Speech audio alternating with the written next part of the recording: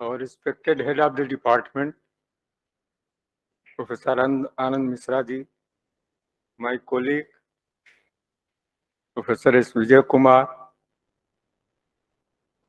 members of our department, Professor Rakesh Jha ji, my colleague, Professor D.V. Chaube ji, Professor S.P. Pandey ji, and other students and teachers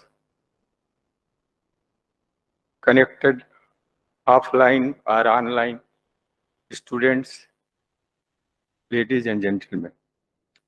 I am standing before you not out of my scholarship, must remember, but out of the affection of our friends and colleagues. So keeping this in mind, you should listen my lecture. Not that I am so much great scholar of the Bhagavad Gita and this and that. So when you are listening, you should remember this. I am deliver lecture in Hindi. So you see, Gita, what is said, very difficult to point out where to begin. Amrit Mahotsav, स्वतंत्रता का स्वतंत्रता, where to begin दी स्वतंत्रता, अमृत महोत्सव, कहाँ से स्वतंत्रता के संग्रामों की हम गणना करना शुरू करें, कहाँ से 1857 से गणना शुरू करें, और उसमें भी अगर अंग्रेजों की बात लेते हैं तो 1857 तो क्रांति थी ही नहीं, वो तो कुछ लोगों का उपद्रव ही था। भारतीय बात लें तो स्वतंत्रता की क्रांति थी, लेकिन जो ब्रिटिश स्कॉलर्स कहते हैं तो उसमें तो कोई स्वतंत्र, तो कहाँ से ये स्वतंत्रता की बात आती है और कहाँ से स्वतंत्रता की चर्चा करें, एक बड़ा जो है एक गूढ़ प्रश्न है, एक विचारणीय प्रश्न है। हम भारतवासी हैं तो तुरंत मान लेते हैं 1857, और जो भारतवासी नहीं है उनसे पूछिए तो 1857 मानने को तैयार ही नहीं होंगे, जबरदस्ती मनवा लेंगे आप उनसे कि 1857 है। लेकिन कोई क्योंकि इंटरनेट पर इतनी सामग्री उपलब्ध है कि कोई भी किसी को धोखा नहीं दे सकता, चाहे गवर्नमेंट हो चाहे नॉन गवर्नमेंट हो। कोई आकर के कहे कि हमारी बात मान लीजिए, तो पार्टी बंदी में हम लोग भले ही मान लेंगे, लेकिन हम लोग जो है कोई भी अपने अंतःकरण में कहाँ क्या हो रहा है क्या नहीं हो रहा है, भले ही वो मंच पर न आए, कोई जीत जाए कोई हार जाए, लेकिन उसमें जो है कोई कह दे कि हम बना देंगे दूसरे को झूठ बोल करके या इधर उधर मैनिपुलेशन करके, तो अब ऐसा नहीं होने वाला है। पहले ये हो सकता था, किताबें जो है प्राइवेट हो जाती थी, ये हो जाती थी, वो हो जाती थी, तो वो हो सकता है, अब नहीं हो सकता। तो ये जो है बहुत जो है हम वहां से शुरू कर रहे हैं, ये सब विवाद में न जाकर के जहां से अपनी परंपरा चल रही है कि कौन लोग स्वतंत्रता सेनानी है, उन्हीं की कुछ चर्चा करेंगे। मैं राष्ट्रीय कवि श्री रामधारी सिंह दिनकर की कविता से मैं बात शुरू करता हूं। सौभाग्य न सब दिन सोता है, देखें आगे क्या होता है। एक छोटी सी उनकी कविता है, कर्ण कृष्ण संवाद। सौभाग्य न सब दिन सोता है, देखे आगे क्या होता है। भगवान हस्तिनापुर आए, पांडव का संदेश लाए। दो न्याय अगर तो आधा दो, पर इसमें भी यदि बाधा हो तो दे दो केवल 5 ग्राम, रखो अपनी धरती तमाम। हम वहीं खुशी से खाएंगे, परिजन पर असिन उठाएंगे। दुर्योधन वह भी दे न सका, आशीष समाज की ले न सका।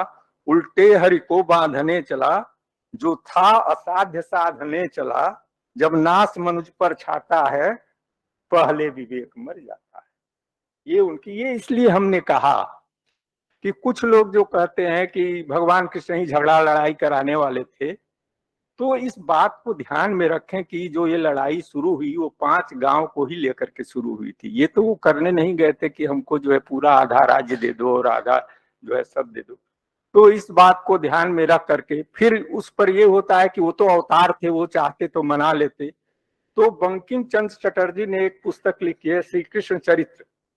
1920 में ही वो हिंदी में ट्रांसलेट हो गई थी और जगन्नाथ चतुर्वेदी ने उसका अनुवाद किया था। उसमें उन्होंने लिखा है कि मैं तो ये स्वयं मानता हूं कि वो अवतार हैं, लेकिन वो पुस्तक जो उन्होंने लिखी है वो कृष्ण को एक नायक के रूप में लिखी है। मैं दूसरे से अपेक्षा नहीं करता हूं, जो हमारे धर्म को नहीं मानते हैं हम उनसे अपेक्षा नहीं करते हैं कि वो कृष्ण को अवतारी पुरुष माने। अगर वो अवतारी पुरुष नहीं मानते हैं, ऐसा मानकर उनको मानव मानकर देखे और फिर उनकी आलोचना करें। तो जो लोग कृष्ण पर आक्षेप करते हैं वो तो हिंदू आक्षेप करता है, वो तो वो अवतारी में मानता है, वो जो है श्रद्धावान है या अंधभक्त है कृष्ण का, इसलिए वो अवतारी मानता है। दूसरे को उंगली उठाने का कोई प्रश्न नहीं है। दूसरे के लिए वो मानव मात्र है, वो क्या प्रयास कर रहे हैं, उन प्रयासों में वो सफल होते हैं कि नहीं होते हैं, इस दृष्टि से हमको आलोचना, क्योंकि आपका तो विचार वही है, तो उस दृष्टि से उनको देखने का जो विरोधी गुट है, दोनों गुट है, जो विरोधी है जो पक्ष में है, ये तो पक्ष वालों का मत है ना, जो विरोधी वाले हैं वो कृष्ण को मानव मान करके चले। और आगे बताएंगे कि कैसे उन्होंने एडिट किया है महाभारत में, कौन से प्रसंग जो है इंटरपोलेटेड हैं और कौन से प्रसंग जो है सार्थक हैं, कृष्ण के चरित्र के साथ न्याय करते हैं मानव के रूप में। और भूमिका में पहले ही लिख दिया है कि मैं तो मानता हूं कि अवतार हूं, लेकिन ये पुस्तक उनके लिए लिख रहा हूं जो ये मानते हैं कि कृष्ण अवतार नहीं है। मैं अपनी बात जो है बाध्य, अपनी बात के लिए उनको बाध्य नहीं कर रहा हूं तो वो मेरा बात माने। तो जब स्वतंत्रता संग्राम की चर्चा करते हैं तो हम इसको दो भाग में देखते हैं परंपरा से। पहला भाग ये है जो 1905 के पहले है ना, बंगाल विभाजन के पहले, और दूसरा भाग जो है स्वतंत्रता सेनानियों का जो बंगाल विभाजन के बाद में है। और दोनों की दृष्टियों में बड़ा अंतर है, और दोनों में गीता कैसी आती है वो दूसरे दूसरे ढंग से आते हैं। उदाहरण के यमजी रानाडे का ले, महादेव गोविंद रानाडे, जो 1842 से 1902 उनका काल है। तो वो कहते हैं, देखिए कि ये समाज सुधार जो है महाराष्ट्र में एक प्रकार की प्रोटेस्टेंट क्रांति हुई, जैसे यूरोप में एक क्रांति हुई प्रोटेस्टेंट की, वैसे ही महाराष्ट्र में विशेष करके एक प्रोटेस्टेंट क्रांति हुई साधु संतों और समाजों का। और इसका वो डेट देते हैं 13वीं शताब्दी में ज्ञानेश्वरी के प्रकाशन से। ज्ञानेश्वरी का जो प्रकाशन होता है मराठी में, तो उसी को वो कहते हैं, वहीं से ये चलती है। उसके बाद जितने संत महात्मा आते हैं, और महिपत ने जो 18वीं शताब्दी में ग्रंथ लिखा उसमें 100 संत महात्माओं का, बागड़े जी जानते होंगे हमसे ज्यादा अच्छा, 100 संत महात्माओं का उसमें उल्लेख है, जिसमें 10 जो है महिलाएं हैं, 80 और हैं, जिसमें 40 जो है ब्राह्मण है, 40 जो है नॉन ब्राह्मण है। उसमें एक शेख मोहम्मद भी है, वो जो है कसाई का लड़का था, कसाई का लड़का था, तो उसके पिता ने वो अपना काम दिया काटने के लिए, शायद आप लोग जानते होंगे। तो उसने कहा कि पहले मैं अपने को काट के देखता हूं कि ये इसका क्या होता है, निकलता है कि नहीं। तो कहा कि इससे तो दर्द होता है, तो कहा कि मैं ये काम नहीं करूं। तो आगे चल करके वो पीर बन गया, शेख मोहम्मद नाम का हो गया, हिंदू मुस्लिम दोनों जो है उसके समाज पर चढ़ाते हैं। तो एक प्रकार से प्रोटेस्टेंट क्रांति हुई, और उससे क्या हुआ कि सामाजिक व्यवस्था थोड़ी सी शिथिल हुई महाराष्ट्र में और जगह की अपेक्षा। ये नहीं कहते हैं कि सबको जो है समान आदर मिल गया, लेकिन सामाजिक व्यवस्था जो है थोड़ी सी सीधी। तो वो जो है, ये जो है जो सुधारवादी थे वो ये मानते थे कि अंग्रेजों का राज्य जो है 1893 में उन्होंने लाहौर में भाषण दिया है कि यह जो है अंग्रेजों का राज्य हमारे लिए जो है एक प्रकार से सौभाग्य की बात है। और डॉक्टर अंबेडकर ने भी एक पुस्तक लिखी है, रानाडे, गांधी एंड जिन्ना, उसमें यही कहा है कि उन लोगों का क्या विचार था जो 1905 से पहले थे कि पहले सामाजिक सुधार आवश्यक है, उसके बाद पॉलिटिकल जो है राजनीतिक लक्ष्य हमारा होना चाहिए। तो they want to give priority to social reformation rather than the political gain. तो ये उन लोगों का दृष्टि था, और इस दृष्टि से अंग्रेजों का शासन हमारे लिए जो है सुविधाजनक है, बहुत अच्छा है, क्योंकि उन्होंने लोगों ने सामाजिक सुधार के, चाहे राजा राम मोहन राय को देख लीजिए, या फिर जो है हम कहते हैं कि ये कौन स्वामी नारायण संप्रदाय उसी समय आता है 1872 के बाद, या फिर जो है दया कृष्ण, इसमें स्वामी दयानंद सरस्वती को ही देखिए, सत्यार्थ प्रकाश, उन्होंने कहा हम लोग अंग्रेजों की आलोचना करते हैं, रात को वो डांस करते हैं, ये करते हैं, वो खाते हैं, लेकिन ये हम नहीं देखते हैं कि वो लोग पढ़ते हैं। तो दो दृष्टियों से जो 1905 के पहले के सुधारक थे वो ज्यादा ध्यान देते थे। एक तो एक एजुकेशन, मॉडर्न एजुकेशन जो है बहुत जरूरी है, इसलिए जो है अंग्रेजों का शासन हमारे लिए आवश्यक है। और दूसरा ये कि सामाजिक सुधार, अब ज्योतिबा फुले, सावित्रीबा फुले, उन्होंने सत्य शोधक समाज की स्थापना की। वो भी जो है वो थीस्टिक ही है, सत्य शोधक समाज का जो प्रिंसिपल है, लेकिन वो जात प्रथा वगैरह को नहीं मानते हैं और कहते हैं कि जब से अंग्रेज आए हैं तब से जो है हम लोग को कुछ जीने का, कुछ जीने लायक हो गए हैं, कुछ सम्मान हमको मिला है। तो ये दयालु सरकार, उसको दयालु सरकार कहते हैं। तो दयालु सरकार जब से आई है तब से हमारी जो है हिम्मत बढ़ गई है। अब हम लोग चाहते हैं उनसे ये है कि जो है जात, जो संख्या है, जनसंख्या है, उसके प्रपोर्शन में हमको मिलना चाहिए।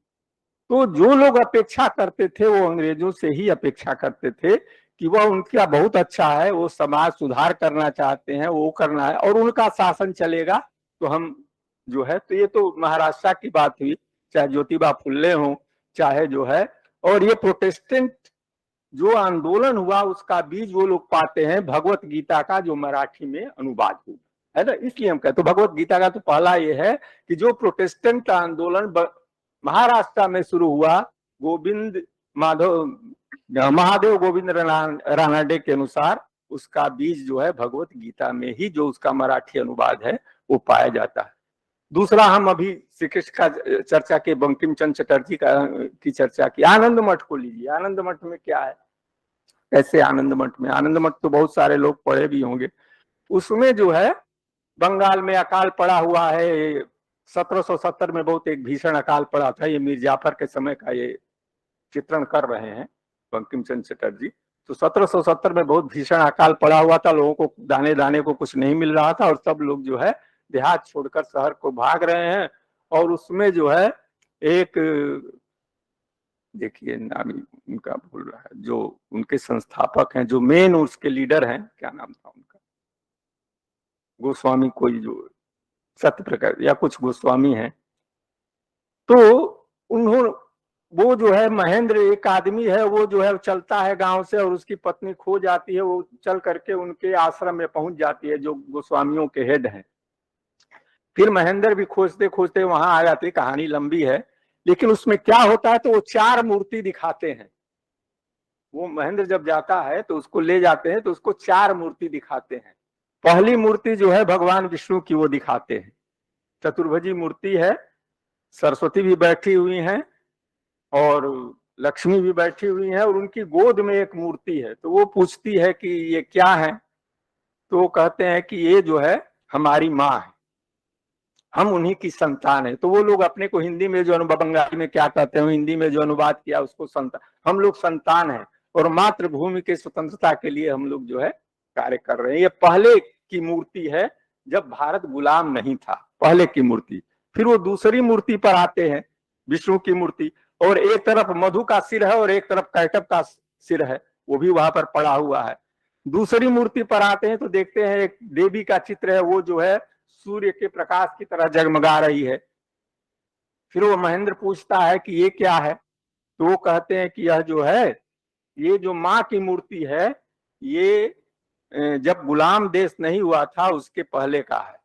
जब फिर तीसरी मूर्ति में, ये दोनों जो है ऊपर मूर्ति हैं, फिर तीसरी वो तहखाने में ले जाते हैं। अब देखिए, 2 मूर्ति तो ऊपर दिखाया और एक मूर्ति जो है चलिए अंधेरे तहखाना है उसमें ले जा करके ले जाते हैं।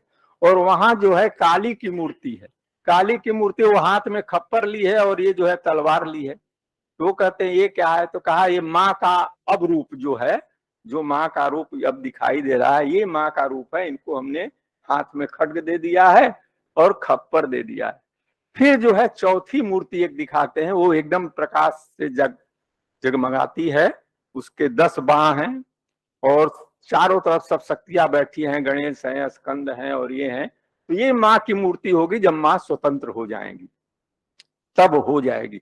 तो अंग्रेजों से लड़ाई होती है और उस लड़ाई में जो है वो लोग जीत जाते हैं। ये जो आनंद मठ के जो स्वामी जी हैं वो जीत जाते हैं और इन्होंने अपना एक गोल बना, गोस्वामियों का एक समूह बना हुआ है और उस गोस्वामियों का समूह जो है मुसलमान, क्योंकि उस समय जो है दीवानी जो है वो अंग्रेजों के हाथ में थी और शासन व्यवस्था जो थी वो अंग्रेजों के हाथ में थी। नहीं, शासन व्यवस्था मुस्लिम के पास, मीर जाफर के पास थी और जो है दीवानी जो है अंग्रेजों के पास। तो टैक्स वगैरह यही लोग वसूल करते थे और शासन में सुव्यवस्था का काम जो है ये मुसलमानों का था। तो अंत में जब इन लोगों की जीत हो जाती है तो इनसे भी बड़े जो इनके गुरु महाराज हैं वो आते हैं, वहां पर आते हैं और कहते हैं कि अब तुमको चलना पड़ेगा, ये काम नहीं करना है।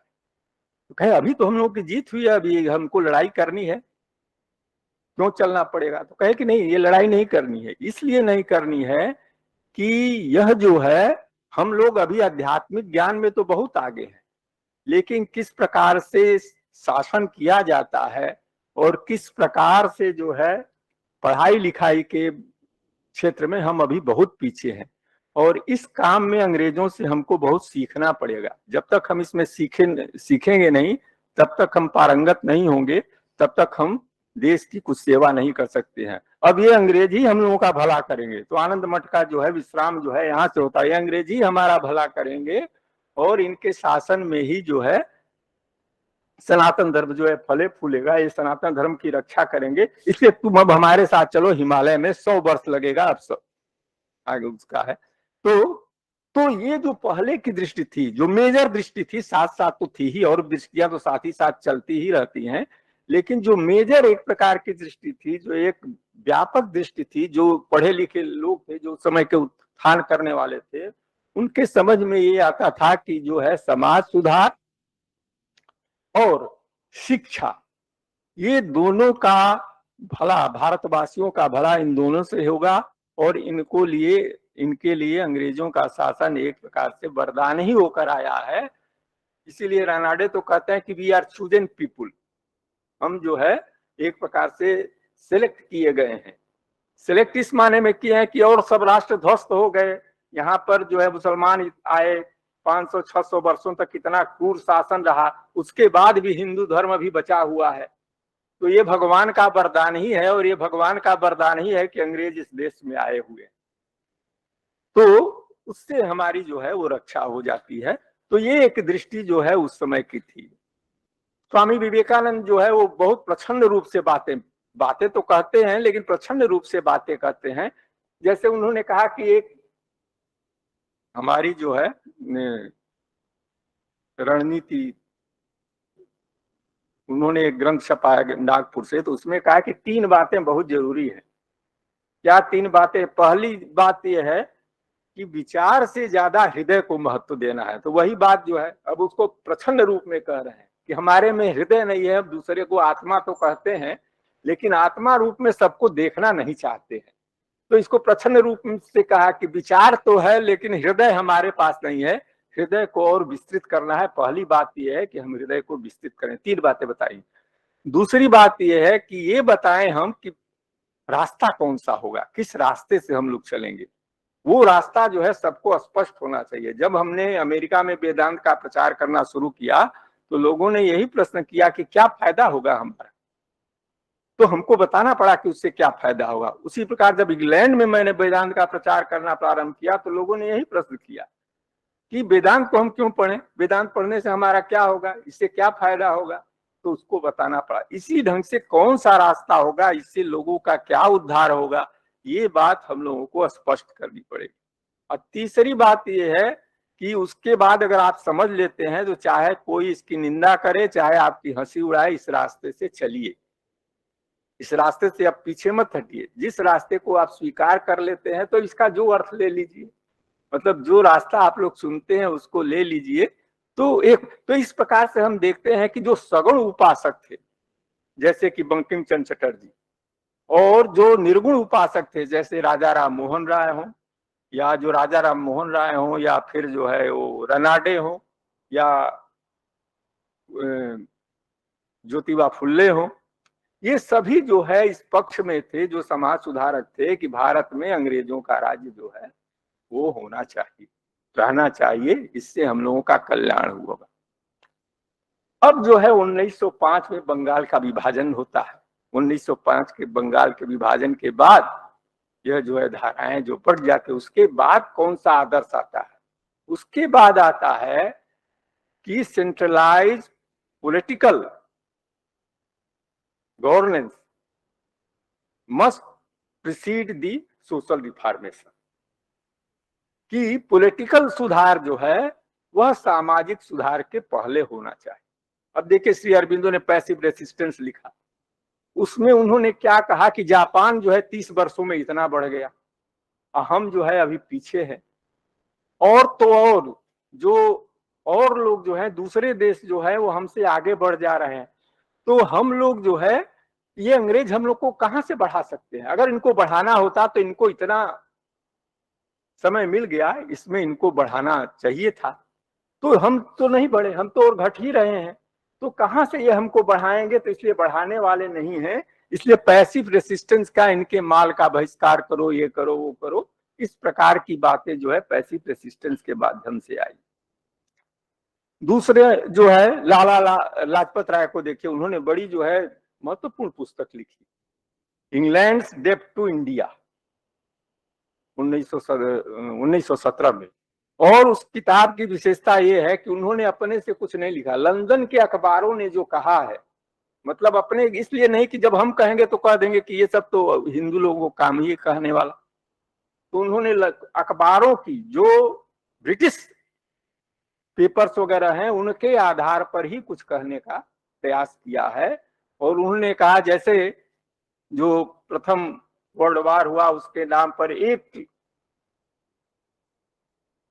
100 मिलियंस जो है अंग्रेजों ने भारत से लोन ले लिया, तो वह जो है उसमें उन्होंने जिक्र किया। दूसरा, उन्होंने अध्ययन करके ये बताया है कि जितना अंग्रेजों ने लूटा है उतना और किसी ने नहीं लूटा, उनका ये कहना है। क्योंकि मोहम्मद गजनी ने लूटा तो सोमनाथ को केवल लूटा, पूरा भारत जो है अछूता रह गया। नादिर शाह ने लूटा तो दिल्ली को लूटा, तो वह जो है अछूता रह गया।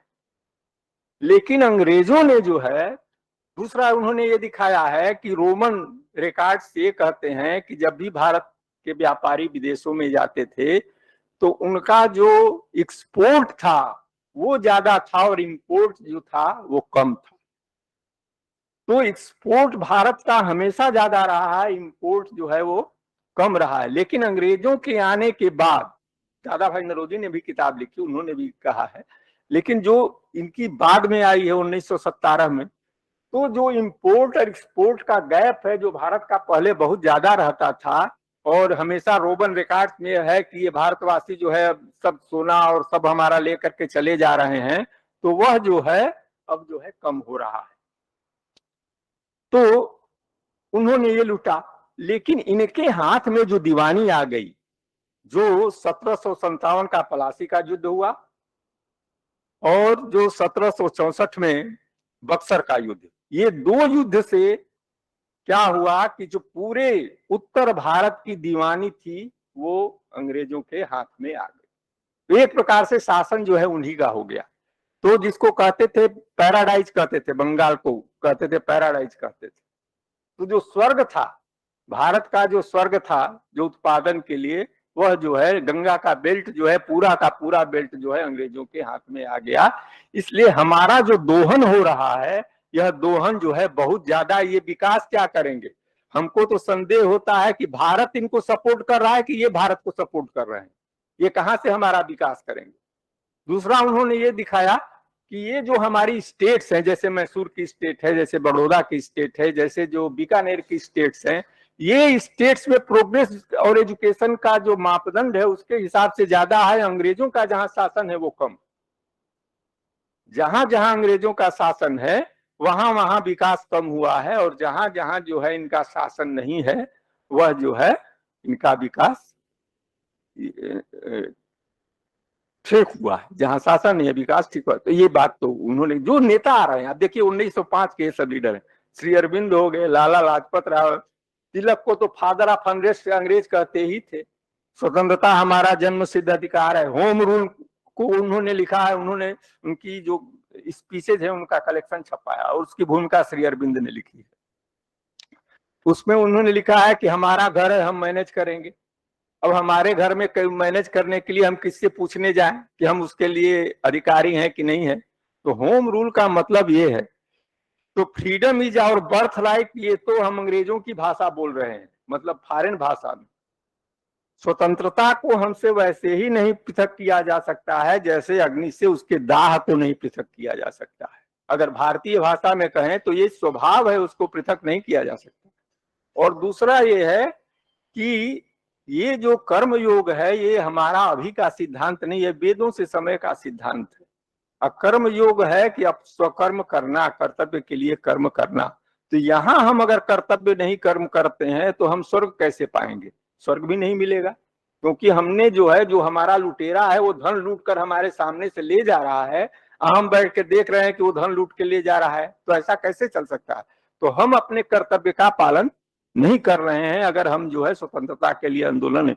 और गीता का अनासक्त योग जो है ये हमारे अभिनिवेश को कम करता है, क्योंकि हम अपने लिए नहीं लड़ रहे हैं, हम बच्चों के लिए लड़ रहे हैं। पेड़ आप लगाते हैं इसका मतलब थोड़े है कि हम जो है उसका फल खाएंगे। उन्होंने किसी से पूछा कि अगर आप प्राइम मिनिस्टर हो जाएंगे तो क्या करेंगे, तो कहे कि हम वही जो फार्गूसन कॉलेज पूना के है वहीं पर आके गणित पढ़ाएंगे, हम प्राइम मिनिस्टर जो है नहीं बनेंगे, हम वो काम करेंगे। तो ये जो है हम अपने ही लिए कर्म करेंगे, दूसरे के लिए कर्म नहीं करेंगे। तो यहाँ पर भगवत गीता ही और कौन शिक्षा देता है कि अनासक्त योग है, आपको मिले चाहे न मिले, आपको ड्यूटी करनी है, मरनी है। तो वहां पर भगवत गीता ही उनके जो है काम, और रहा सहा कसर जो है महात्मा गांधी ने पूरा कर, है ना, जो उन्होंने हिंद स्वराज में, चाहे हिंद स्वराज को हम आज फॉलो करते हैं या नहीं करते हैं, लेकिन जो आग पड़ती है उसमें कोई भी कुछ कह देता है तो वो घी का काम करता है। ये सब तो बातें थी।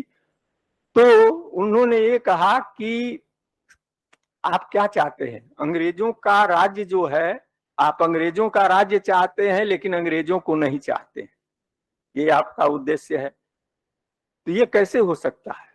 अगर वास्तव में स्वतंत्रता प्राप्त करना है तो अंग्रेजों की विधि को भी छोड़नी पड़ेगी। तो जो दो प्रकार के एजुकेशन हमारा आइडियल था कि अंग्रेज हमारे लिए एजुकेशन दे रहे हैं, शिक्षा की व्यवस्था कर रहे हैं, उन्होंने उसका जड़ ही काट दिया।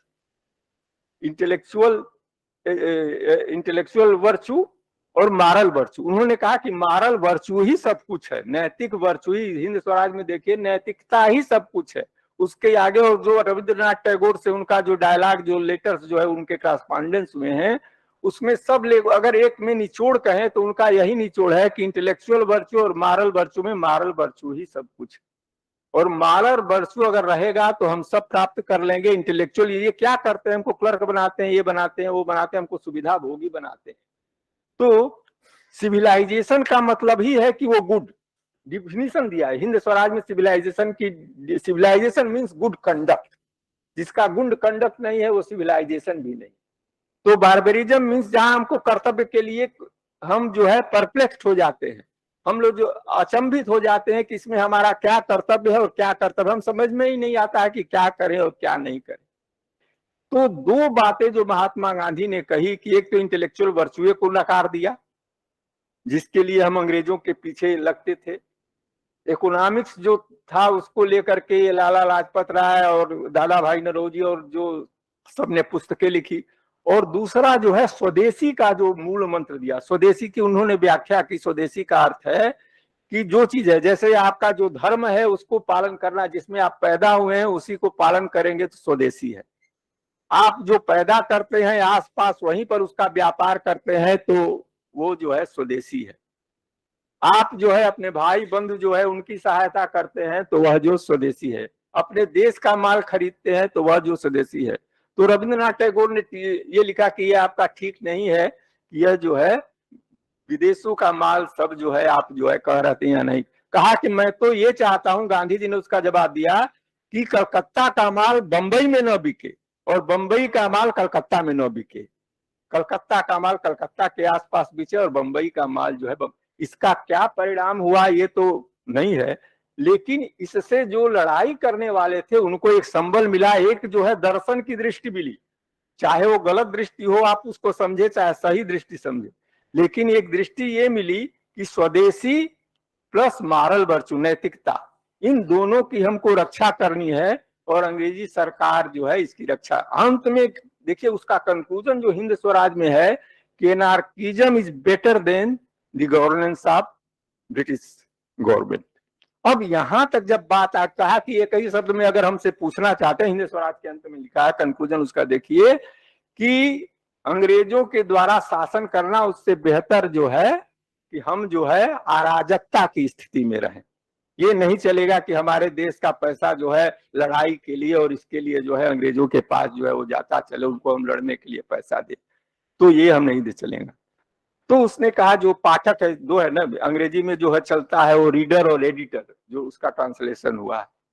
तो रीडर जो कहता है कि आप जो है कोई एक अलग पार्टी बनाने जा रहे हैं, तो कहा कि नहीं, मैं अलग पार्टी नहीं बनाने जा रहा, मैं ये कहता हूं कि जो एक्सट्रीमिस्ट है उनसे ये कहता हूं कि वह जो है अंग्रेजों को फोर्स से नहीं हरा सकते हैं, उस रास्ते से चलकर उनके जाल में वो फंस करके वो जो अंग्रेज गेम खेल रहे हैं उन्हीं के खेल में उनको वो नहीं हरा सकते। इसलिए वह जो बेकार है वो सोल फोर्स से चलें, आत्मा की शक्ति से चलेंगे, तभी जाकर के तो है स्वतंत्रता होगी। और मॉडरेट से जब हम ये कहते हैं, जो नरम दल वाले हैं उनसे मेरा ये कहना है, मैं अपनी बात जो है एक प्रकार से कहूंगा, उनके समक्ष कहूंगा, मैं अलग से पार्टी नहीं बनाने जा रहा हूं, तो उनसे मैं ये कहूंगा कि देखो ये अंग्रेज चले जाएं, इसके जगह पर दूसरा आ जाए, उससे बेटर तो ये अंग्रेज ही है। क्यों दूसरे का, रसिया को ले आओगे, जापान को ले आओगे, या उससे क्या फर्क है? हम खुद डिसाइड, कोई भी हमारा भला नहीं कर सकता है, जब हम भला नहीं कर सकते हम गुलाम क्यों हुए? फिर हम गुलाम हो जाएंगे दूसरे को लेकर के। अपने में हम संबल लाएं, अपने में हम बल लाएं, अपनी नैतिकता में सुधार करें। जब तक हम अपनी नैतिकता में सुधार नहीं करते हैं तब तक कोई भी हमारे ऊपर जो है शासन, कोई जो है इससे हमको जो है सहूलियत नहीं देगा। इसलिए जो है ये बेहतर ये है कि हम, लेकिन गांधी जी जो है, हम गांधी जी का ये पढ़िए तो बहुत ज्यादा जो है एक जो है समझौतावादी उनका हमको चरित्र लगता है। समझौतावादी इसलिए नहीं, अंत में आप देखिए 19 उसी में ब्रिटिश ये कैम्ब्रिज एडिशन का जो ये हिंद स्वराज जो अंग्रेजी में छापा है वो बहुत अच्छा छापा। बाद में एक लेटर दिया है महात्मा गांधी का नेहरू जी के साथ जो कॉरेस्पॉन्डेंस है 1945, उसमें एक लेटर है, गांधी जी ने लिखा नेहरू जी को कि मैं आपको उत्तराधिकारी बनाना चाहता हूं। ये है मैं आपको अपना उत्तराधिकारी बनाना चाहता हूं। 5 अक्टूबर को, 5 अक्टूबर 1945 को एक लेटर लिखते हैं महात्मा गांधी जो है नेहरू जी को कि मैं आपको अपना उत्तराधिकारी बनाता हूं। हिंद स्वराज में जो अपनी मैंने बातें कही है वो मेरे ध्यान में है। ज्यादा लोग शहरों में नहीं रख सकते, गांव को जो है रिपब्लिक हमको स्वदेशी रूप से गांवों को डेवलप करना पड़ेगा। और यह जो विकास है ट्रेन वगैरह उसका वगैरह जो है उसका विकास हमको नहीं करना पड़ेगा। और ये सब बातें हमको, यदि आप इन बातों से सहमत हैं तो मैं आपको अपना उत्तराधिकारी घोषित करता हूं। फिर जो है 9 तारीख को, 9 अक्टूबर को इनका जवाब जाता है, पंडित नेहरू का जवाब जाता है। वो कहते हैं कि हिंद स्वराज तो मैंने जो है वो 20 वर्ष पहले पढ़ी थी, उसमें बहुत सारी बातें हमको स्वीकार नहीं है। क्योंकि जब तक आप इस बात से सहमत हैं कि भारत का विकास जो है शांतिपूर्ण तरीके से होना चाहिए, इस बात से मैं बिल्कुल सहमत हूं। और जो प्रजातांत्रिक संस्थाएं हैं उनको, अपने देश की जो प्रजातांत्रिक संस्थाएं हैं उनको हमको आगे रखने कर चलना पड़ेगा, इससे भी हम सहमत हैं। लेकिन अपने देश के विकास के लिए हमको वैज्ञानिक प्रगति करनी पड़ेगी, जो है विज्ञान में जो चल रहा है, क्योंकि उसके बिना हम भारत के लोगों का जीवन स्तर हम उठाने में सक्षम नहीं होंगे। इसलिए मैंने सोचा है कि 2 प्रकार की व्यवस्थाएं, एक में तो सरकार हो और दूसरे में प्राइवेट हो, ये 2 प्रकार के, ये लेटर लिख करके दिया। फिर फोन पर उन लोगों की क्या बातचीत होती है तो वो तो उसमें दिया नहीं। फिर गांधी जी लेटर लिखते हैं अंत में जो है कि हम आपसे जो है, हमारे और आप में जो है कि इतनी सहमत हो गई है कि जो है पीसफुल ढंग से विचार होना चाहिए, भारत का विकास होना चाहिए, और जो कुछ भी हम करेंगे गांव भारत की जनता के लिए, जनसामान्य के लिए हम करने वाले हैं कि उनका उत्थान हो। गोल हमारा ये हो गया, इसलिए और भी बातों पर बात आगे होगी। ये जो है तो ये देखिए यहां तक आ गया। हिंद स्वराज की जरा स्प्रिट देखिए, हिंद स्वराज कहाँ है और कहाँ नेहरू जी से टाक हो रही है, और कहाँ जो है नेहरू जी कह रहे हैं कि हम जो है विकास करेंगे। क्योंकि गांधीवादी आदर्श तो यही ना था कि हम जो है विकास नहीं करेंगे, ये जो साइंटिफिक फैक्ट्रीज हैं या साइंटिफिक ग्रोथ है, इंस्टीट्यूशंस जो हैं उनको नहीं बनाएंगे। लेकिन गांधी जी ने 1945 में उसका जवाब नहीं दिया, कहा कि ठीक है और आप ही हम तो 125 साल तक रहेंगे नहीं, लेकिन अभी भी हम जो है, तो इसलिए मैं कहता हूं कि वह जो है समय के साथ साथ जो है बातों को समझते थे और क्या चाहते हैं। वो कहते मैं पार्लियामेंट को नहीं मानता हूं, लेकिन अभी जो आदर्श है वो पार्लियामेंट्री ही आदेश है। भारत में पार्लियामेंट्री डेमोक्रेसी होनी चाहिए। तो स्वयं हिंद स्वराज का तो लक्ष्य वो नहीं था कि पार्लियामेंट्री गवर्नमेंट होगी। वो तो लक्ष्य ये था कि अंग्रेज जिस विधि से शासन कर रहे हैं उस विधि से हम शासन नहीं करेंगे।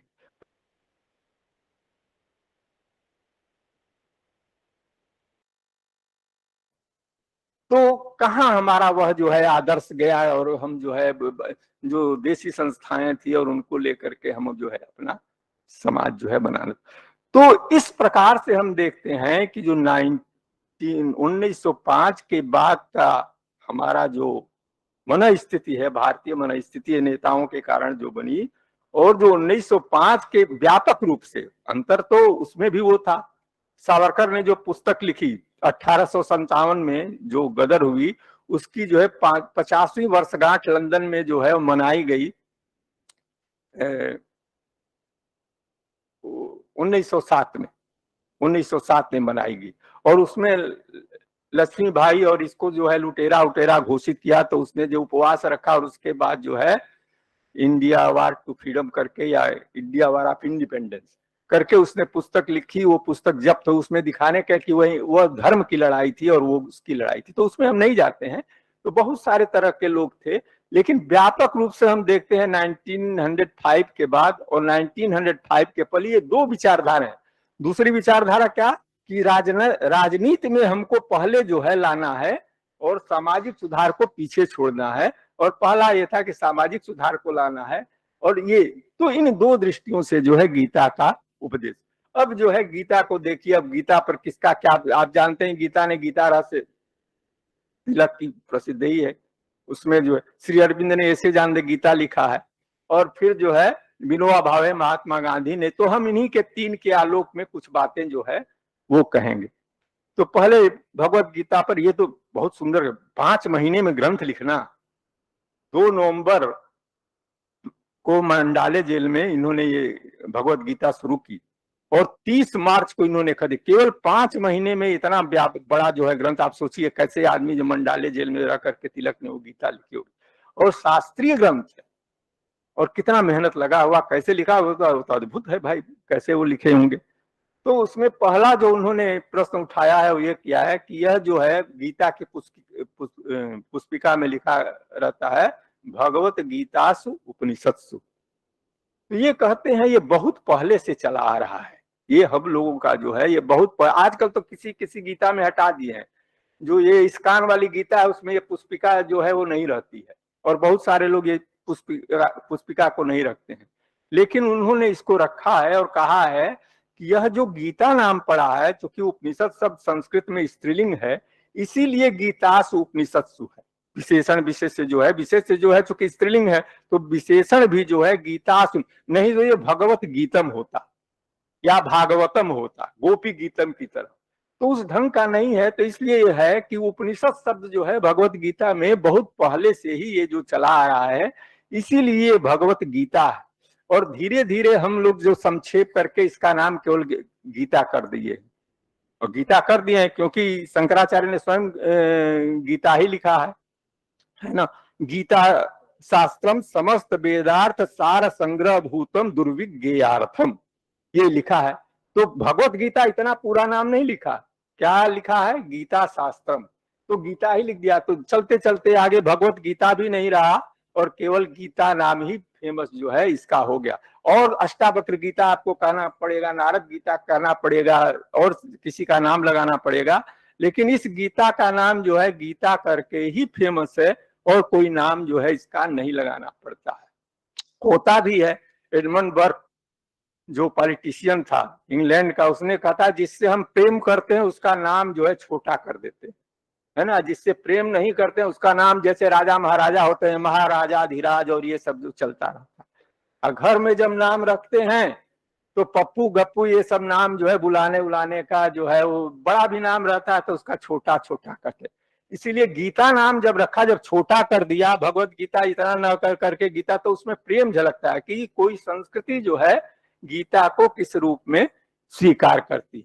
और इसी प्रकार अंग्रेजी में जब डार्लिंग शब्द कहते हैं उसका भी यही अर्थ है, लिटिल डियर। डार का मतलब होता है लिटिल और लिंग का मतलब होता है डियर, है ना। तो डार्लिंग जो कहते हैं, पहले जो है पुरानी जो अंग्रेजी थी उसमें डार्लिंग का मतलब है लिटिल डियर। जो पत्नी होती है वो बड़ी हो गई तो उसको छोटा बना देते हैं, भाई लिटिल डियर, है ना।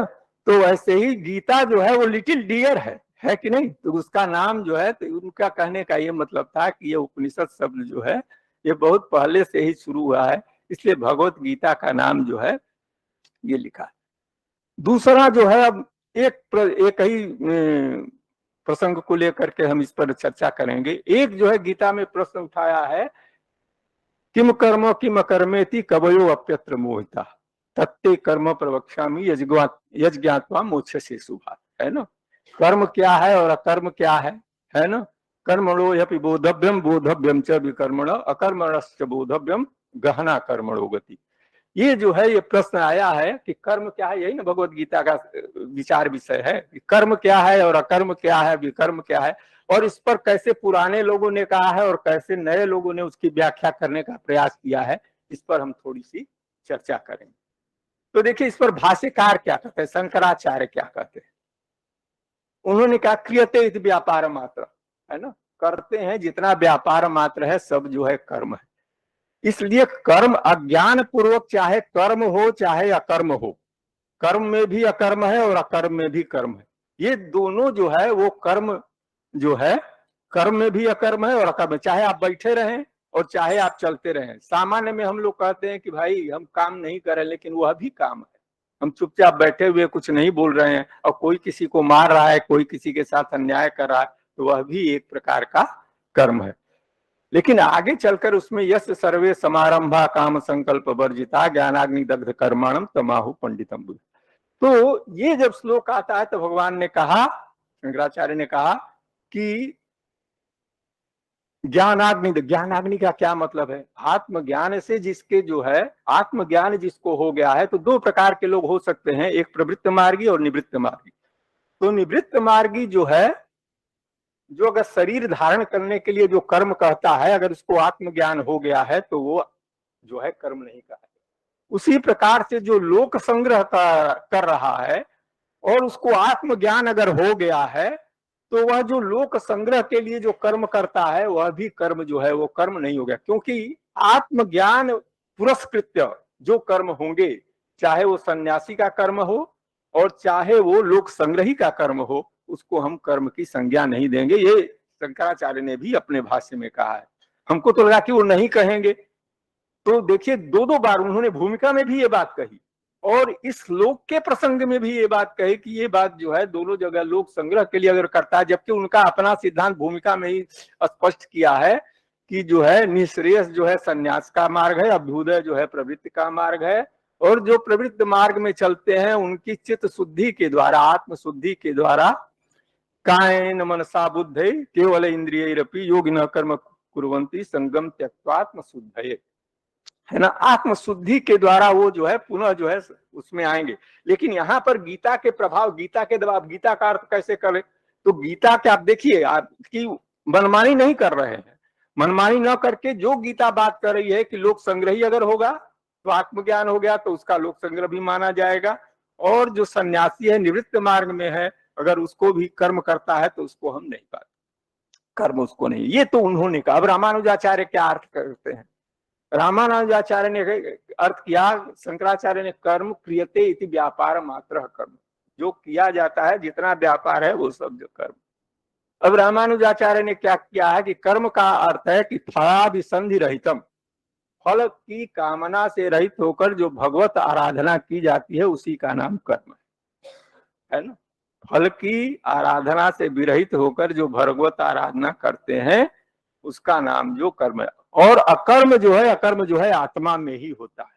तो कर्म या कर्म, भगवत आराधना अगर करते हैं तो वास्तव में आप काम ही नहीं करते हैं, वो तो आत्मा है का ही भजन करते हैं। कर्म या कर्म या पश्चेत अकर्म से कर्म है।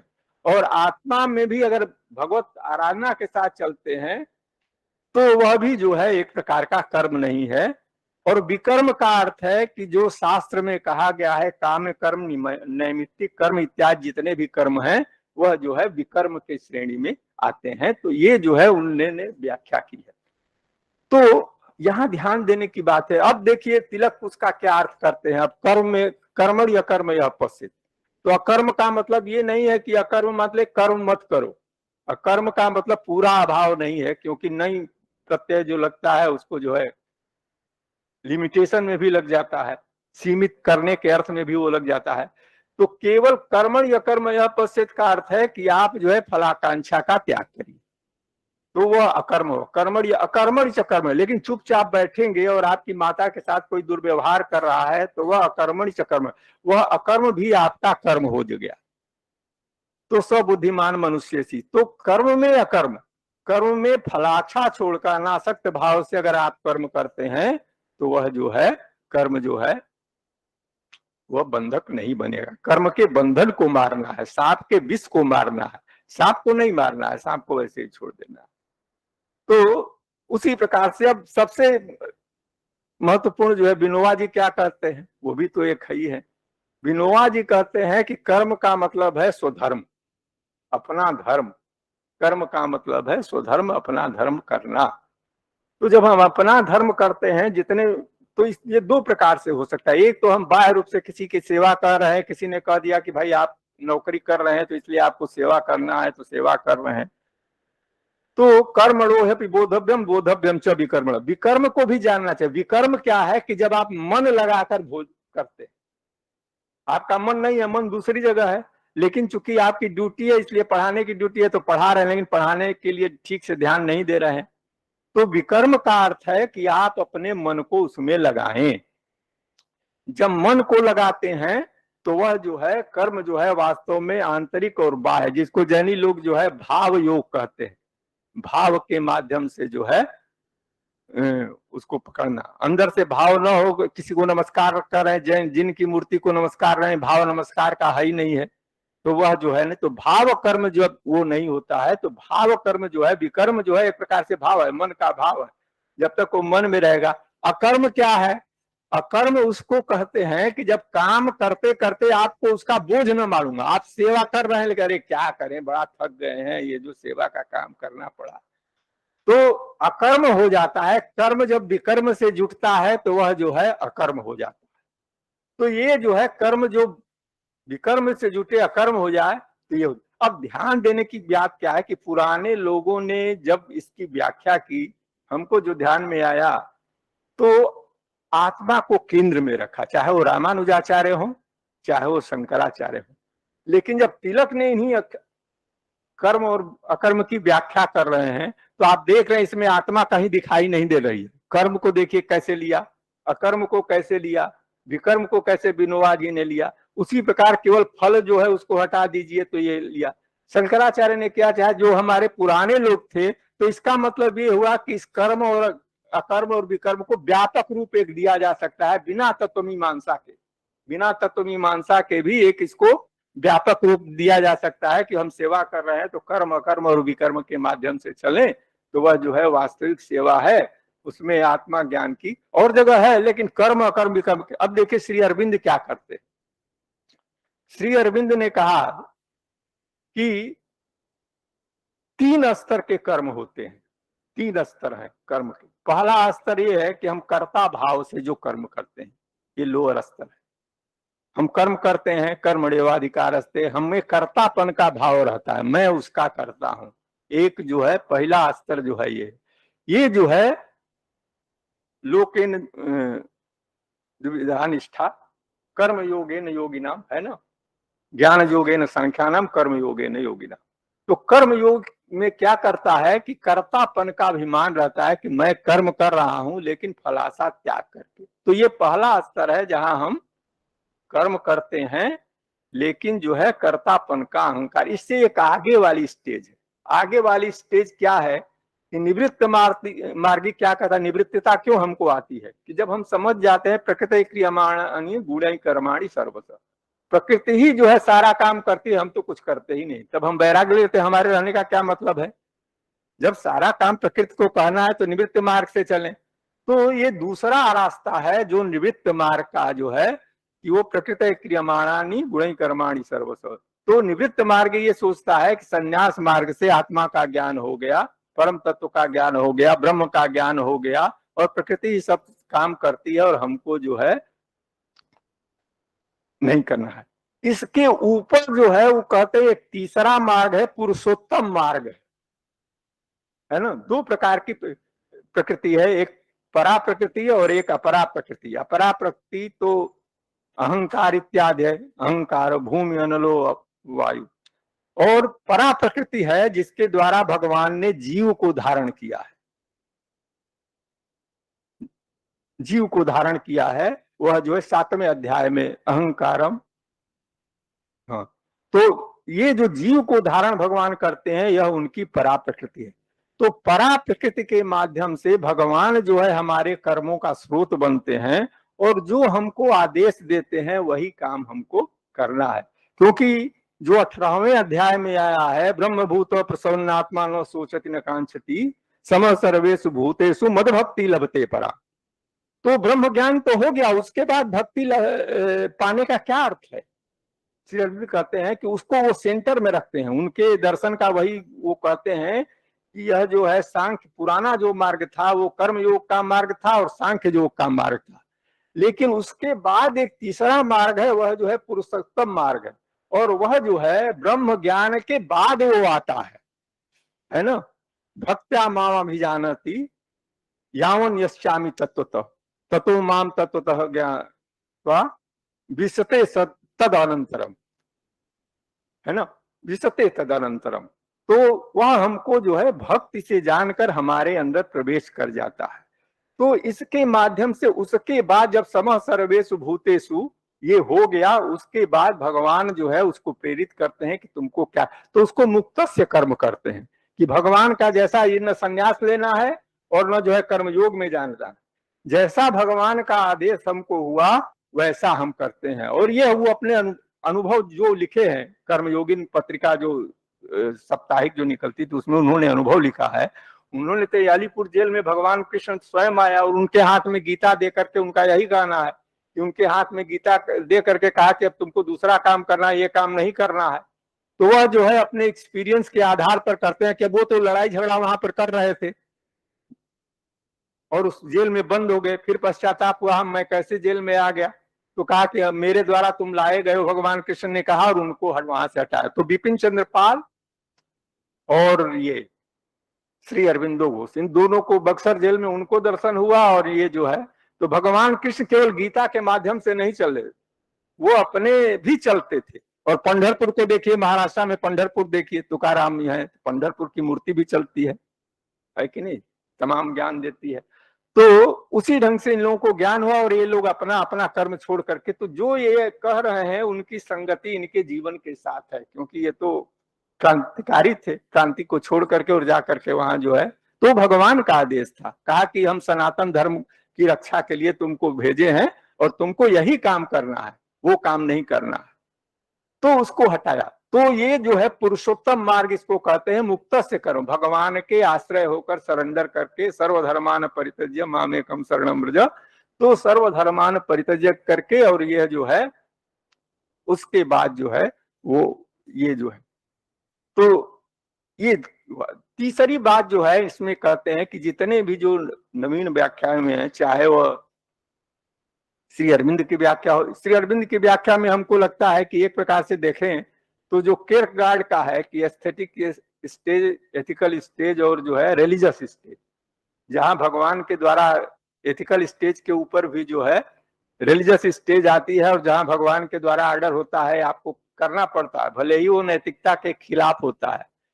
जैसे इब्राहिम को भगवान ने कहा कि तुमको अपने पुत्र का जो है बलिदान करना, और ये कहाँ लिखा है पुत्र का बलिदान करे, लेकिन उसको जो है लेके चला, रास्ते में भगवान मिल गए तो वह जो है उसका छुटकारा हो गया। वहां पर जो है, जो वहां जो काबा है वही वो इब्राहिम का है, इब्राहिम के लड़के इसहाक का है, तो वह है तो यहूदियों का। तो काबा इसीलिए फेमस हुआ, वहां ईश्वर ने दर्शन दिया और वह जो है आकर के बकरा जो है पहले इसे बंधा था और वहां बकरे की बलि दी गई और वह जो है उनका लड़का जो है छोड़ दिया गया। तो यह जो होता है कि ईश्वर जो है हमारी परीक्षा लेता है कि हम कितना उससे प्रेम करते हैं, क्या अपन जो हमको सबसे प्रिय है अपने पुत्र का भी त्याग कर सकते हैं कि नहीं। तो कमांडमेंट ऑफ गॉड है ना, I believe therefore I understand. पहले विश्वास करिए तब आप समझ सकते हैं उसके महात्म्य को, नहीं तो उसके महात्म्य को। और अपने यहाँ भी एक आध अपने, ये तो सभी परंपराओं में इस ढंग की बात है। मैं एक काठिया, ये जो है एक वृंदावन बिहारी दास लड़का यहाँ पढ़ रहा था, विजय कुमार जी जानते होंगे, शायद आनंद जी भी जानते होंगे, गंगाधर जी के अंडर में रिसर्च किया था। तो काठियावाड़ आश्रम है वहां, देखिए वहां पर जो है काठियावाड़ आश्रम। तो काठिया बाबा जो है स्वामी रामदास जो थे, वह जो है निम्बार्क संप्रदाय के थे। तो जब वह शिष्य बनने के लिए हिमालय में चले, तो चलते चलते चलते चलते वो गंगोत्री में पहुंचे। गंगोत्री में जाकर के गुफा के द्वार पर पत्थर रखा गया, तो पत्थर रखा गया था, तो उस पत्थर को उन्होंने धीरे से हटाया, तो उस पत्थर में से एक जो है बड़ी पुरानी दिव्य आकृति जो निकली, और उसका जो है आंख के ऊपर चमड़ा यहाँ तक सब पड़ा हुआ था। उसने ऐसे उठा करके उनको देखा तो कहा कि अरे ये बड़ी ज्योति निकल रही है। कहा क्यों आए हो यहाँ, तुम कौन हो, क्यों आए हो? तो कहा आपका शिष्य बनने। तो कहा शिष्य बनने आए तो जो हम कहेंगे वो मानोगे? कहे कि हाँ मानेंगे। तो कहे कि इसमें कूद जाओ। जो गंगा नदी की घाटी चल रही थी, बड़ी गहरी घाटी थी, 50 फीट गहरी घाटी थी, कहे कि कूद जाओ इसमें। तो उन्होंने उन्होंने जो जीवनी लिखी है, उनकी जिसने जीवनी लिखी है उसमें लिखा है कि कहा कि ये तो ये भी मार डालेगा, अगर हम नहीं कूदते हैं या तो इससे मरे और या तो इसकी बात मान कर मरे, दो, दोनों में तो मरना ही है। अगर नहीं कूदते हैं तो ये मार डालेगा, अगर कूद जाते हैं तो भी बना 50 फीट गहरी गंगा प्रवाहित हो रही है, उसमें जान बचेगी नहीं। तो वो जो है वो कूद गए गंगा में, जो है वो कूद गए, और धीरे धीरे वो पानी में बहते हुए जो है वो सोते में जाने लगे। फिर उस व्यक्ति ने जो है ऊपर से ही हाथ बढ़ा करके 50 फिर और उसको जो है पकड़ के निकाल लिया, और उसको निकाल लिया और उसको ऊपर ले आया। कहा कि हाँ तुम शिष्य होने लायक हो। तो कहा कि देखो यहाँ मत रहो, अभी चले जाओ, फिर बाद में आना। यहाँ ऋषि मुनि पुराने रहते हैं, ज्यादा नहीं घूमना चाहिए, अभी चले जाओ, बाद में तुम हम आकर। तो ऐसी बहुत सारे अनकंडीशनल, मतलब आपको लगेगा कि जो है अब इसका पालन करें कि नहीं करें, कि तो नहीं, तो कभी कभी तो होता है अनकंडीशनल। भाई हम लोग तो हम तो नहीं चलते अनकंडीशनल, सही बात है। समझ में नहीं आता है तो हम क्यों बोलूंगा, लेकिन देखते हैं तो आश्चर्य होता है कि कैसे कैसे लोग होते हैं।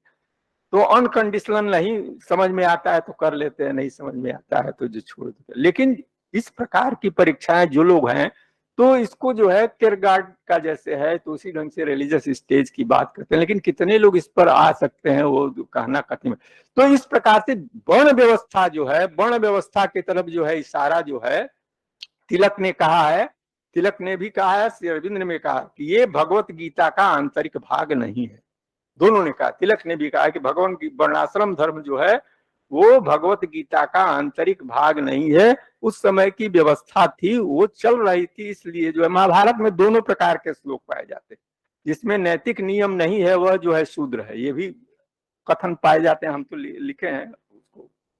तो महाभारत में दोनों प्रकार के कथन पाए जाते हैं। और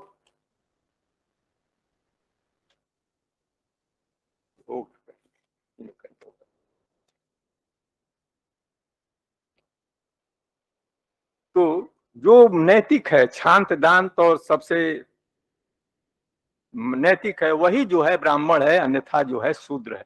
अगर वो इस प्रकार का नहीं है तो शूद्र है। और उन्होंने कहा कि जो है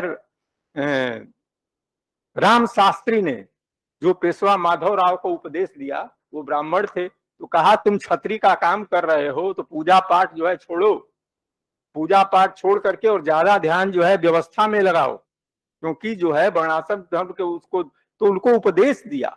और रामदास ने जब साहू जी शिवाजी के लड़के को उपदेश दिया कि देखो तुम्हें महाराष्ट्र का धर्म से देश को चलाओ, तुम अपने देश महाराष्ट्र का धर्म ने थोड़ा वर्णाश्रम धर्म को नीचे ले आओ, जो जैसा काम करता है उसके हिसाब से चलो, तब जाकर के जो है व्यवस्था।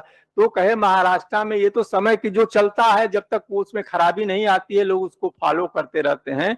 तो इसलिए चाहे श्री अरविंद हो चाहे वो ये तिलक हो, उन्होंने कहा कि ये जो है भगवत गीता का आंतरिक भाग नहीं। अब गुण कर्म विभाग का अंतर, गुणों के अनुसार जो कर्म होते हैं ये कह दीजिए, और गुण कर्म को अलग अलग ले लेंगे तो यह जो है ये हो जाएगा। और हमने तो उसमें कहा था कि जो है पद्म पुराण का जो है सबने किसी ने कहा है, देखिए ज्ञानाश्री का ज्ञानेश्वर महाराज का कहना है कि उसके 4 अध्याय जो हैं वो कर्म के हैं, 7 अध्याय जो है भक्ति के हैं और 7 अध्याय जो है ज्ञान के हैं। मधुसूदन सरस्वती ने कहा कि नहीं, पहले का 6 अध्याय जो है वह जो है तत् त्वम है, और बीच वाला जो है तत् है, भक्ति है, और तत्वमसि उसको उल्टा कर दिया है, और यह जो है पूरा सार जो अंतिम जो है अध्याय है 6 अध्याय जो है वो ज्ञान के अध्याय है। भट्टाचार्य, केसी भट्टाचार्य जी ने जो हम देख रहे हैं अंग्रेजी में, तो उन्होंने कहा गीता का सब काम जो है वो 4 अध्याय में ही हो गया है, और आगे के अध्याय जो है 4 अध्याय में ही जितनी भगवत गीता है वो आ गई। तो इससे अच्छा जो है, तो सबसे अच्छा तो हमको पद्म पुराण वाला लगता है। पद्म पुराण में जो गीता में जो कहा गया है कि गीता महात्मा, गीता प्रेस गोरखपुर से छपा हुआ है, जैसे बौद्धों में 8 कथा लिखी गई धम्मपद को लेकर के और जो है दूसरे शास्त्रों को लेकर के, उसी प्रकार से पद्म पुराण की यह जो अध्याय उत्तरखंड में जो ये अध्याय हैं 18वें अध्याय पर, उनको हम 8 कथा कह सकते हैं। एक एक कथा एक एक अध्याय पर लिखी हुई है, और यह जो है बड़ी सुंदर। और उसमें विभाजन कैसे होता है, विभाजन ये होता है, पार्वती जी कहती हैं शंकर से कि अब मैं महात्म सुनना चाहती हूँ गीता का। तो कहा कि तुमको मैं बताता हूं कि एक बार भगवान विष्णु जो है वहां क्षीर सागर में सो रहे थे। लक्ष्मी जी ने पूछा कि महाराज आप जो है सब काम छोड़ के क्षीर सागर में क्यों सो रहे हैं, है कि नहीं? तो कह रहे हैं कि सुमुखी मैं सो नहीं रहा हूं, अपने ही माहेश्वर तेज का ध्यान कर रहा हूं। कहे आपसे भी कोई बड़ा है जो माहेश्वर तेज का ध्यान कर रहे हैं? कहे हैं कि वह द्वैत अद्वैत सबसे जो है वो पृथक है। तो कहते हैं कि वो सबसे पृथक है, तो गीता उसका कैसे निरूपण करती है वो हमको बताइए, गीता कैसे उसका निरूपण करती है? लक्ष्मी जी पूछते हैं, वही कथा मैं तुमको बता रहा हूं। तो क्या है उसमें जो है, श्रृणु सुश्रोणि वक्ष्यामि गीता सुस्थित आत्मन वक्त्राणि पंचजानी पंच अध्यायानुक्रमात् दशाध्यायान भुजाश्चैक उदरम दौ पदाम्बुजे उदरम दौ पदाम्बुजे एवं अष्टादश मई मूर्ति। हाँ, वो आगे है कि अष्टादश 18 अध्याय जो है वह जो है वांगमयी मूर्तिरेश्वरी, वांगमयी मूर्तिरेश्वरी। ये जो एवं अष्टादशाध्यायी वांगमयी मूर्तिरेश्वरी, ये जो 18 अध्याय हैं ये वांगमय भगवान की मूर्ति है। कैसे? तो पहले 5 अध्याय जो है वो मुख्य स्वरूप है, और 10 अध्याय जो है वो भुजा है उनकी, पुरुष रूप में उसको दिया, भगवत गीता को पुरुष रूप में लिया।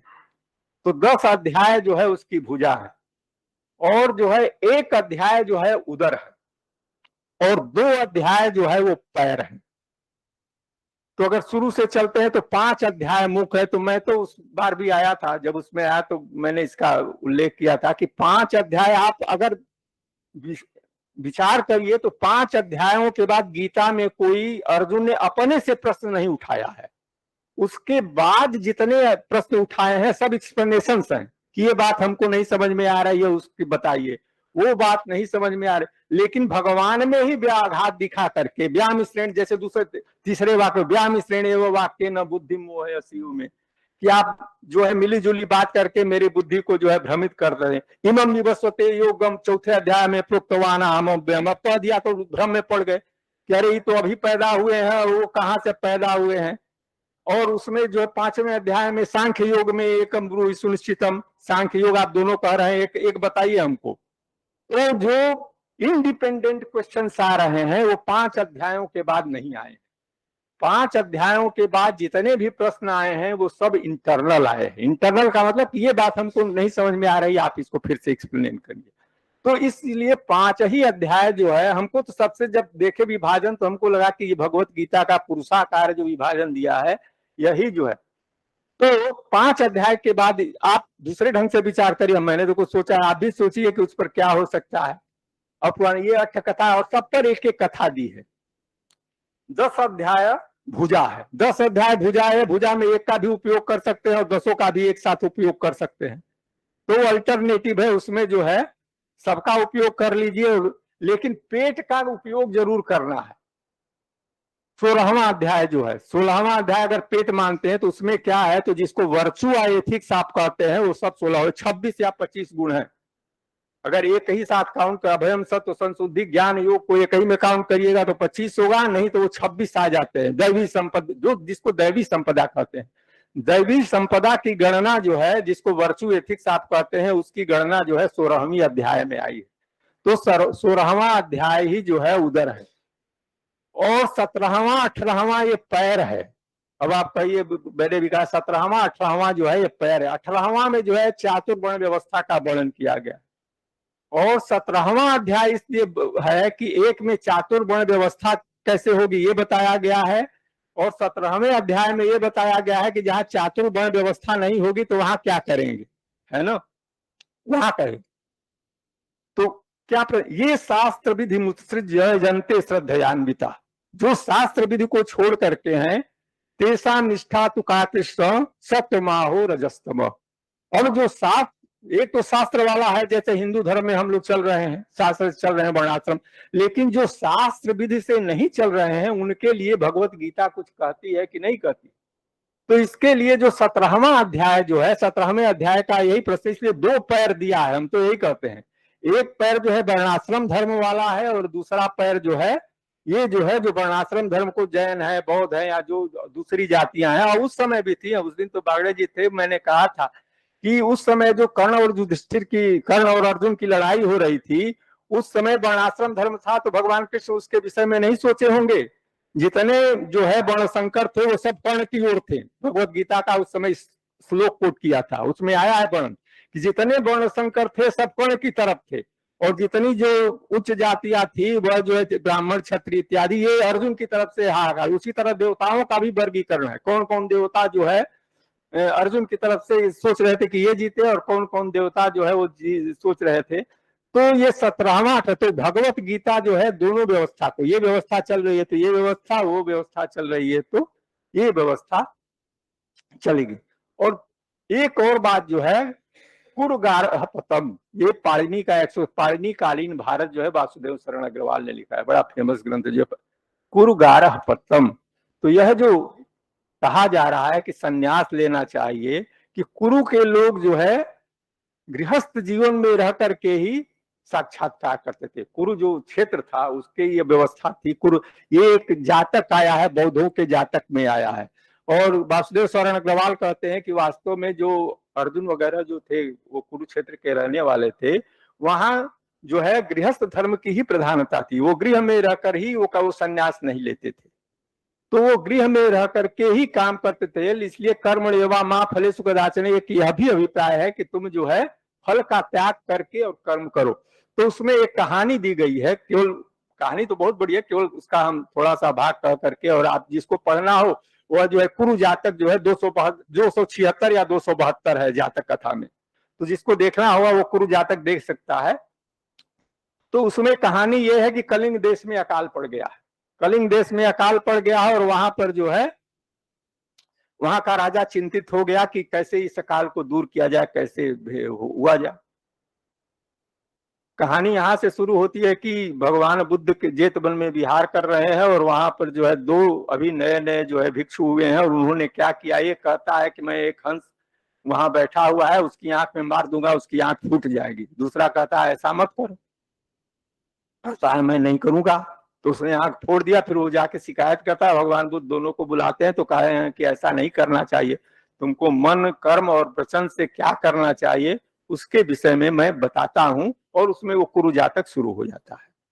तो उसके बाद वो कहते हैं कि वह कहते हैं कि कैसे शुरू होगा, तो राजा कहते हैं पुराने लोग व्रत करते थे, एक दिन एक हफ्ता उपवास करते थे, ऐसा आप करिए, किए तो भी पानी नहीं बरसा। तो कहा कि उनके यहाँ एक हाथी है, कुरु देश में, कलिंग वाले को कहते, उस हाथी को ले आना पड़ेगा तब आपके यहाँ पानी बरसेगा। कहे हाथी कैसे लाएंगे, वो राजा तो देगा नहीं, लड़ाई करेगा। कहा कि नहीं, वो बोधिसत्व है, वो दे देगा जो मांगेंगे। तो वो ब्राह्मण को भेजते हैं, वहां जा करके हाथी जो है उसको ले आने के लिए कहते हैं, और वो हाथी लेने के लिए वहां पर जाते हैं। तो हाथी ले आए, फिर पानी नहीं बरसा, तो फिर वो लोग गए, फिर कहे कि कुरु धर्म जानना पड़ेगा कि कुरु धर्म क्या है, कुरु धर्म क्या है। तो कुरु धर्म को जानने के लिए वहां सबसे पूछते हैं, और पूछ करके वो सोने की पटिया पर लिख करके ले आते हैं और फिर जाकर के तब जो है वो पानी जो है बरसता है। तो वहां सभी लोग जो है अपने गृहस्थ आश्रम में रहते हुए भी कर्म का पालन करते हैं। तो उसमें एक बताते, एक द्वारपाल है, 2-3 कथा बता के छोटी छोटी है, आगे चढ़ेंगे। तो द्वारपाल है, द्वारपाल क्या कहता है कि एक दिन जो है शाम को गेट बंद करने का समय हुआ तो एक जो है लड़के और लड़की जो है अभी शहर के बाहर थे, नगर के बाहर थे। तो उन लोगों ने कहा, उसने जोर से पुकारा कि तुम लोग सुनते नहीं हो, आओ, जल्दी से जोर से पुकारा। तो वो सब आए तो कहे कि तुम पति पत्नी हो करके इतने रात को क्यों घूम रहे हो, तुम लोग को नगर में रहना चाहिए। तो उसने कहा हम लोग पति पत्नी नहीं है, भाई बहन है। तो उसने कहा, जो सोने की पटिया पर लिख रहा था, तो उसने कहा कि मैं आपको धर्म नहीं, द्वारपाल ने कहा उससे कि मैं आपको सही धर्म नहीं बता सकता क्योंकि मेरी ये गलती हो गई।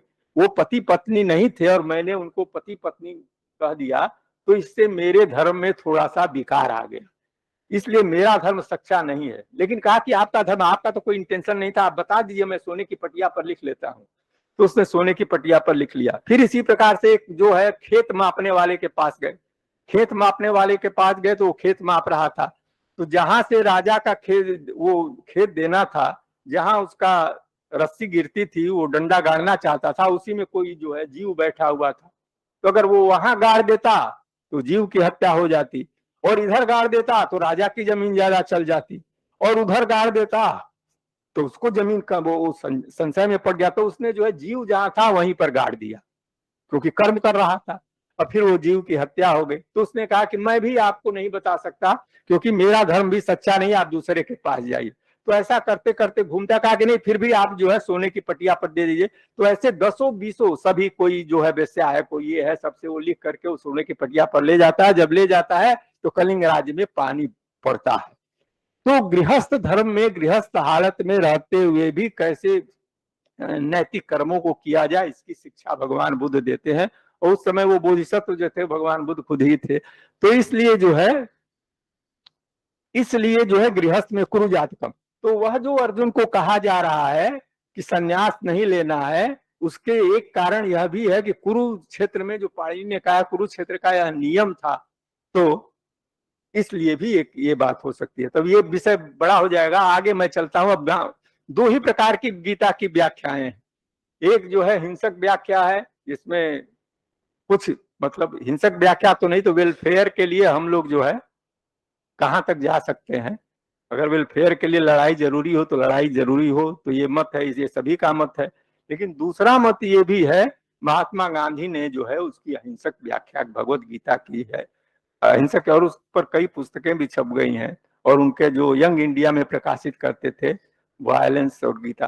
पहला तो ये उन्होंने कहा कि मैं ये नहीं मानता हूं कि महाभारत जो है ये वास्तविक एपिक है। ये है कि लक्ष्मण, भीम, युधिष्ठिर, अरे भीम, युधिष्ठिर, कर्ण इत्यादि ये सब जो है ये सब हुए होंगे, लेकिन ये आदर्श जिस रूप में महाभारत ने उनको गढ़ा है उस रूप में आदर्श वो नहीं थे। वो सामान्य लोग रहे होंगे, लेकिन महाभारतकार को अपनी बात कहनी थी, इसलिए उसने उनको रखा है। नहीं तो कैसे ऐसा हो सकता है कि भगवत गीता में इतना जो है प्रसंग सुनने के बाद अर्जुन को यह जो भूल जाए कि है जो है अनुगीता कहना पड़े कि हमको सब भुला गया, ये कैसे हो सकता है। उतना 18 अध्याय गीता सुनने के बाद अनुगीता आती है, तो वो कहते हैं कि यह जो है 18 अध्याय गीता। दूसरी बात यह है कि अन्य धर्मों से और हिंदू धर्म का भेद यह है, वो कहते हैं कि हिंदू धर्म में वेदों के अलावा और भी सारे जो ग्रंथ हैं जो हमारे पॉपुलर, जो हमें नैतिकता है उसको निर्धारित करते हैं, और उनका प्रभाव ज्यादा देखा जाता है। तो वही एक मान वेद से हम लोग नहीं चलते। इसका मतलब गांधी जी अपनी भाषा में हिंदू धर्म इज प्रोग्रेसिव, इसका उनके कहने का, लेकिन उसका मतलब यही है, मैं जहां तक समझता हूं कि जैसे ये भागवत वाले निगम कल्पतरो गलितम फलम, भागवत को कहते हैं निगम कल्पतरो गलितम फलम, अर्थात निगम रूपी वृक्ष का यह पका हुआ फल है। उसी ढंग से भगवत गीता को गांधी जी कहना चाहते हैं कि यह पका हुआ फल है। तो भगवत गीता जो है वो ज्यादा महत्वपूर्ण है, फल ज्यादा महत्वपूर्ण है उसकी अपेक्षा की जो इसका वृक्ष का तना इत्यादि। इस दृष्टि से वो कहना चाहते हैं। तो इसी दृष्टि से जो है हम लोगों को उसको समझना चाहिए, न कि वो प्रोग्रेसिव का मतलब दूसरा कुछ लेते। तो दूसरी बात उन्होंने ये किया। तीसरी बात ये उन्होंने कहा है कि हिंसा जो है और इसका कैसा आदर करते हैं, मैं आपको एक बताता हूं। I must confess to you that when doubt haunts me, when disappointments stare me in the face, when I see not any ray of light on the origin, I turn to the Bhagavad Gita and find a verse to comfort me. And I immediately begin to smile in the midst of overwhelming sorrow. ये उनका जो है गीता के, गीता में जब भी वह जो है कभी प्रसंग में जो है दुखी इत्यादि होते हैं तो भगवत गीता के पास जाते हैं और भगवत गीता से उनका जो है समाधान जो है वो मिल जाता है।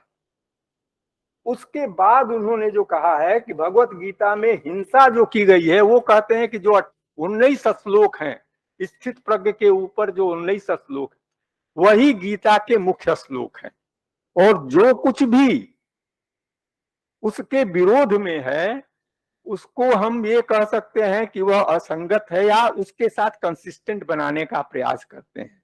लेकिन मैं ये नहीं कहता हूं कि गलत हूं, क्योंकि नम्रता होनी चाहिए। हमको समझ में नहीं आता है, मैं ये कह सकता हूं कि मुझको समझ में नहीं आता है। दूसरे लोग इसका अर्थ लगा सकते हैं कि वह 19 अध्याय ही जो है वो मुख्य है और वही जो है, लेकिन गीता युद्ध करने के लिए नहीं लिखी गई है। अर्जुन को वो उदाहरण देते हैं कि कोई ट्रेन चल रही है, उसी में से कोई कहे कि भाई मैं अभी कूद जाऊंगा, है कि नहीं, तो वही अर्जुन काम कर रहा है। वो कह रहा है कि झट से जो है मैं इसे कूद जाऊंगा, मैं जो है संन्यास ले लूंगा। तो ये अर्जुन के लिए कहा गया है, सबके लिए नहीं कहा गया है। इसलिए वह बात जो है अर्जुन के लिए, सबके लिए। गीता जो है, गीता का मुख्य प्रयोजन जो है, हिंसा अगर नहीं भी है तो हम लोग गीता को स्पिरिट को पकड़ें, गीता के लेटर्स को नहीं पकड़ें, गीता के स्पिरिट को पकड़ें कि गीता जो है किस प्रकार से यज्ञ को परिभाषित करती है। यज्ञ का क्या अर्थ था पुराने जमाने में, गीता किस लिए लेकर, एक भी जगह तो हिंसा का उदाहरण नहीं दिया है गीता ने। और गीता को प्राणायाम भी यज्ञ है, सब यज्ञ है और सबको वो यज्ञ की श्रेणी में रखने, उसी प्रकार से जो है हम लोग जो है गीता कहती है तो अहिंसा का भी व्यापक हो सकता है। अहिंसा ही गीता का धर्म है, हिंसा जो है गीता का धर्म नहीं है, उसको जो है छोड़ना चाहिए। तो इसके बाद जो है वो जो है एक उदाहरण देते हैं, भगवत गीता क्या कहते हैं इसके लिए।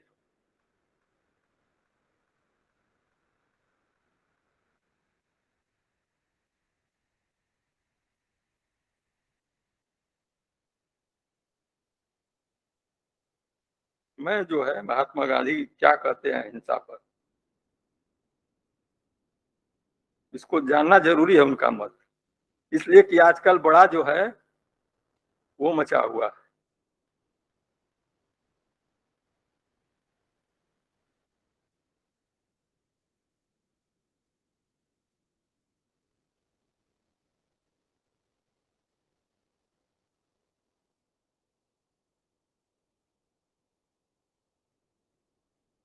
हाँ, रामायण का उदाहरण वो लेते हैं।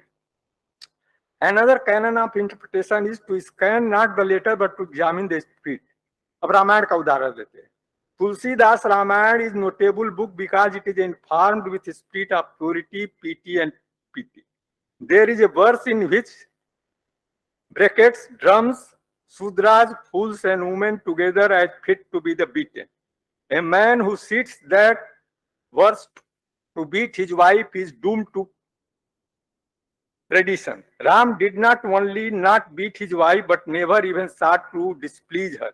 Tulsidas simply inserted in his poem a proverb current in his days, little dreaming that there would be brutes justifying beating their wives on authority of the birth, but assuming that Tulsidas himself follows a custom which was prevalent in his days and beat his wife, what then? The beating was still wrong, but the Ramayana was not written to justify beating up wives by their husbands. It was written to depict Ram, the perfect man, and Sita, ideal wife, and Bharat are the ideal of a devoted brother. And justification incidentally met with their vicious customs should therefore be rejected. Tulsidas did not write his priceless epic to teach geography, and any wrong geography that we happen to come across in Ramayana should be summarily rejected. Let us examine the Gita in the light of these. यह भी self realization is the message of the Gita, Mahatma Gandhi ये कहते हैं। और ये कहते हैं कि गीता को पढ़ने के लिए भी जो है कुछ कंडीशन है, और ये कंडीशन है कि अगर वो कंडीशन को नहीं फुलफिल करता है तो वही शूद्र है। जैसे यम नियम का, अगर गीता को समझना है, गीता की व्याख्या करना है, तो आपको यम नियम को धारण करना पड़ेगा। जो यम नियम को नहीं धारण करता है वो कितना हो विद्वान हो, गीता की व्याख्या का अधिकारी नहीं है। तो जो गीता की व्याख्या करना चाहते हैं पहले स्वयं यम नियम का पालन करें, तब उनको इसका अधिकार। उन्होंने 13, महात्मा गांधी को 13 अध्याय गीता याद थी। धीरे सवेरे का उन्होंने कोई कार्यक्रम बनाया था और धीरे 1800, तो धीरे धीरे उनको 13 अध्याय गीता जो है याद हो गई थी। और इसके बाद जो है उन्होंने उसको इस प्रकार से किया। तो भगवत गीता जो है महात्मा गांधी का तो पूरा संबलित वो कह ही रहे हैं। और जो रविंद्रनाथ टैगोर से जो लड़ाई हुई कि चरखा किस लिए, वीविंग एंड स्पिनिंग, मतलब शिक्षा का उद्देश्य है कि मानव के सभी गुणों का विकास करना। और आप जो है भारत को जो है खाली वीविंग और स्पिनिंग, यही दो बात बताई, इससे भारत का क्या उत्थान होगा, इसका भारत का क्या उत्थान? कोई आर्गुमेंट है आपके पास, कोई तर्क है? तो महात्मा गांधी ने उनके लेटर में यही लिखा है कि भाई जब घर में आग लगती है तो सब काम जो है छोड़ करके आग को बुझाना पड़ता है। तो भारत में इस समय आग लगी हुई है और उस आग का बुझाने का काम जो है चरखे से ही हो सकता है। कोई आदमी 2 आना कमा लेता है उससे तो बहुत हमारी सफलता है। तो मैं वही आग बुझाने का काम कर रहा हूं। तो hunger is my argument, hunger is my argument. तो उन्होंने यही कह के 11 कर्मणों ने तो लोग, बहुत लंबा डायलॉग है, लेकिन उसमें भी वो अंत में कहे कि हम लोग दोनों लोग सहमत हो गए। हमको यही समझ में आता है, लेकिन वो हमको नहीं लगता, आप पढ़ेंगे मतलब पार्सल दृष्टि से। लेकिन महात्मा गांधी जो है वो कह दिए कि हम दोनों में ये विरोध है लेकिन दोनों जो है सहमत है इस बात पर। तो अंत में जो है समझौता हो जाता है।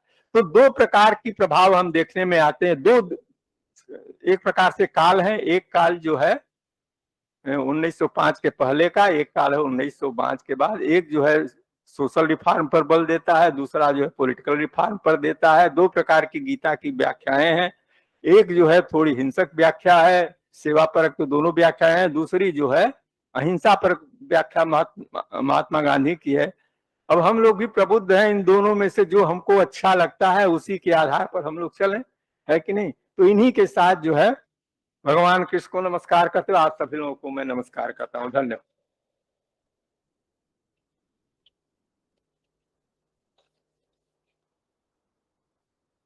आपके सुदीर्घ और वैदुष्यपूर्ण व्याख्यान के लिए मैं आपका अभिनंदन करता हूं।